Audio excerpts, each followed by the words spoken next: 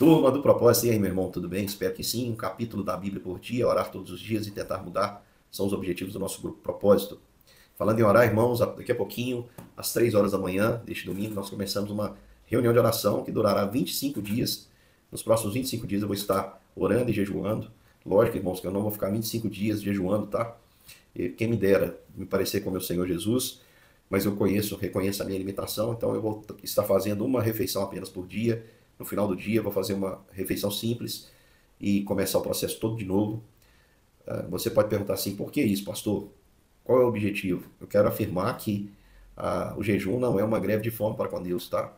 Quando muitas pessoas pensam assim, eu vou deixar de comer e Deus é obrigado a me responder. Não, não há isso no meu coração.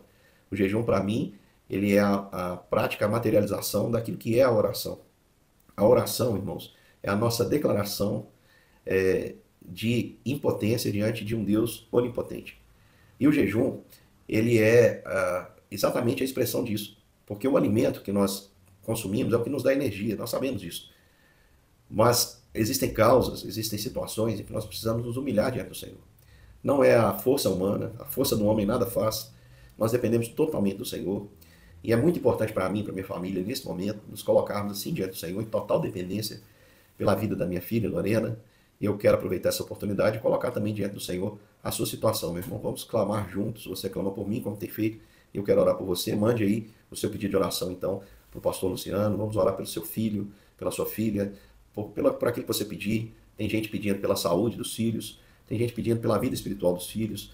Há tantas situações, nós vamos orar, vamos nos colocar diante do Senhor em fraqueza, porque quando somos fracos é aí que somos fortes. O poder se aperfeiçoa na fraqueza. Vamos depender totalmente do poder do Senhor. Salmo 81, meu irmão, vamos lá.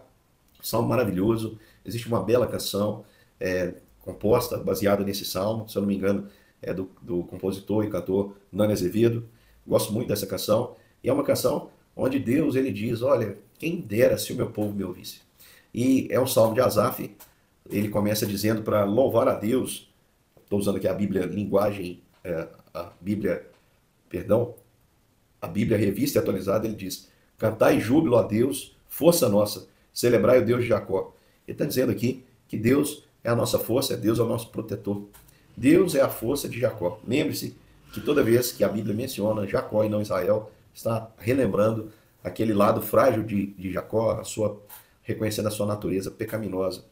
E como é que esse Deus deve ser louvado? Com tudo que tem direito. Ele diz aqui, salmodiai, soe tamborim, toque a harpa, a trombeta, nas festas, lua nova, lua cheia, dia da nossa festa. É preceito de Israel e prescrição do Deus de Jacó. Então Deus pediu, Deus ordenou que ele fosse celebrado. E ele fez isso, meu irmão, como lei a José ao sair contra a terra do Egito. E aqui diz, ouço uma linguagem que eu não conhecia. Na Bíblia, a linguagem de hoje diz assim, ouço uma voz que não conhecia. É como se Deus estivesse dizendo para esse povo. Ele diz assim, olha, eu mereço ser louvado, eu sou digno de ser louvado. É lógico que Deus ele não ostenta isso, ele não obriga ninguém a fazer isso. Mas aqui há uma voz do salmista narrando como se fosse Deus, nessa licença poética inspirada pelo Altíssimo, dizendo o seguinte, como se fosse Deus, ele diz, livrei os seus ombros do peso. Meu querido irmão, tem época que a jornada está pesada, né? Talvez eu estou me dirigindo a alguém que está se sentindo cansado, dobrado, a carga está pesada. Você acha que muitas vezes está sozinho, mas você não está. Existe um Deus que alivia a carga dos nossos ombros. Bendito seja o Senhor que dia a dia nos ajuda a levar os fardos. Ele diz, as suas mãos foram livres do cesto, cesto cheio de tijolos, naquele contexto exaustivo, um sol estigante, aquelas pirâmides, um trabalho extremamente pesado, e o Senhor trouxe alívio daquelas cargas. Eu quero dizer para você, meu irmão, que está sentindo o peso da vida, das provações, quero dizer que breve, o Senhor virá e o Senhor há de aliviar esse peso, meu irmão. E Ele está carregando com você. Não pense que você está sozinho, nunca estivemos sozinhos, nunca estivemos sozinhos. Podemos estar assustados, podemos estar cansados, mas nós nunca estamos só, porque o Senhor está sempre conosco. Do outro lado do jugo sempre está Jesus. O jugo dele é suave, o fardo é leve, ele que nos carrega nos nossos momentos de desânimo. Ele diz assim, vocês clamaram na angústia e eu livrei. No recôndito do trovão eu respondi. Então eles clamaram ali, aquele povo clamou ao Senhor, lembrou da promessa. Vamos trazer à mente aqui que não havia nada, né? Não havia nenhuma religião bem estruturada, estabelecida, nenhum conjunto de regras. Eles lembraram que havia uma promessa que Deus havia feito a Abraão, ao seu filho Isaque, e depois a Jacó. E agora eles clamam, eles dizem, eles relembram esse Deus da promessa, esse Deus que eles conheciam ainda pouco. E Deus responde, Deus vem e livra aquele povo. Então, meu irmão, quando estamos aflitos, nós podemos clamar ao Senhor e Ele também vai nos ouvir. Clame ao Senhor, clame ao Senhor, clame a Jesus. Jesus, ele não podia se ocultar daqueles que sofriam. Há uma cena maravilhosa nas Escrituras, que mostra Jesus cansado. Ele não queria que as pessoas soubessem que eles estavam ali naquela casa, porque ele estava exausto, mas ele não pôde ocultar-se, porque ali havia uma mulher que precisava dele. A mulher clamava: Jesus, filho de Davi, tem misericórdia de mim. Jesus, filho de Davi, tem misericórdia de mim.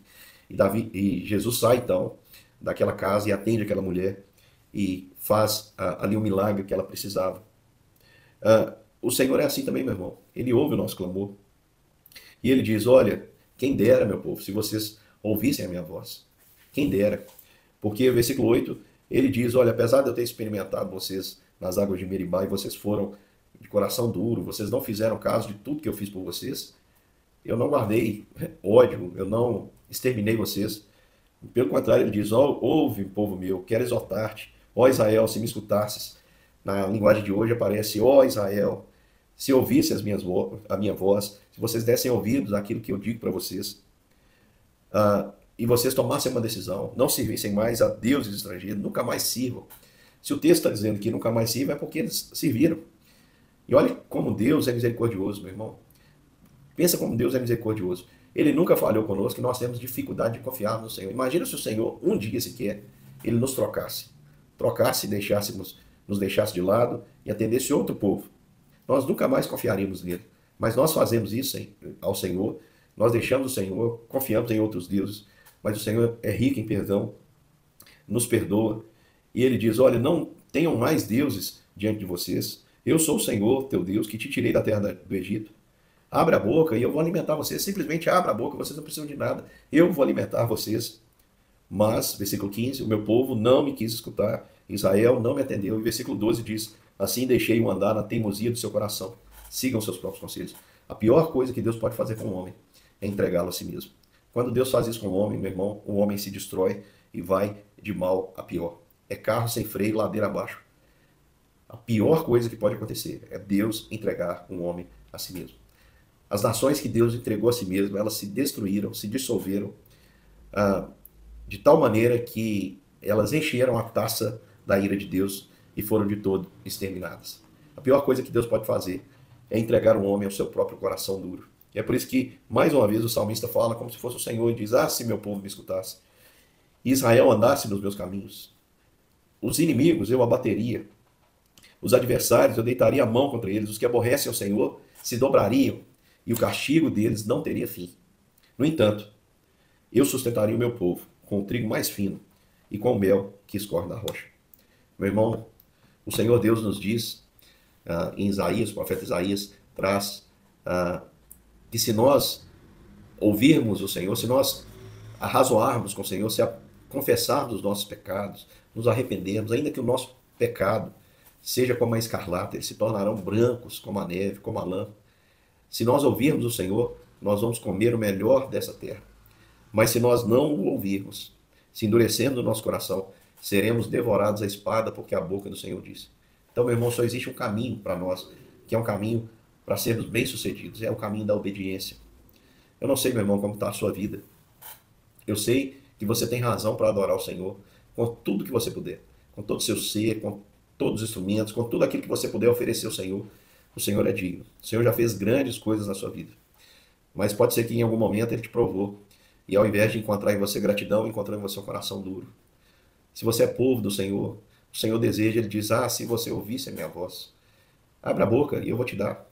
Por que a gente anda tão preocupado, irmãos? Por que nós pecamos? Por que nós nos dobramos tanto diante de outros deuses, com medo de nos faltar algo, se o nosso Deus tem tudo para nós? Por que nós vamos após outros deuses, seguimos os intuitos do nosso coração, por medo do inimigo? Sendo que o Senhor mesmo diz: se o meu povo resolver me obedecer, eu vou cuidar do inimigo, eles vão se dobrar e não haverá fim o castigo deles. Enquanto isso, o meu povo vai comer do melhor dessa terra. O nosso Deus oferece tudo isso, meu irmão. Há um caminho para isso e esse caminho é a obediência ao Senhor. Eu quero perguntar para você, onde você tem trilhado? Você tem sido fiel ao Senhor? Você tem ouvido o Senhor? Você tem lembrado do seu Criador? Você tem pedido ao Senhor para te fazer alguém obediente à palavra do Senhor? Obediente. Alguém que é de fato praticante, não apenas ouvinte. Alguém que é de fato um filho de Deus e que vive o reino de Deus e que vê o invisível pela fé e que está aqui com um propósito bem definido. Ou você, meu irmão, tem guiado a sua vida apenas por aquilo que o seu coração deseja? Seus propósitos têm sido apenas seus e você não tem vivido para o Senhor. Pense nisso, meu irmão. Porque o Senhor diz: ah, se você ouvisse a minha voz. Ah, se você se voltasse para mim. Você comeria o melhor dessa terra. Eu espero que você experimente isso, meu irmão. Estamos juntos, Deus te abençoe e até daqui a pouquinho, na nossa primeira reunião, na madrugada aí de oração. Deus abençoe e até lá.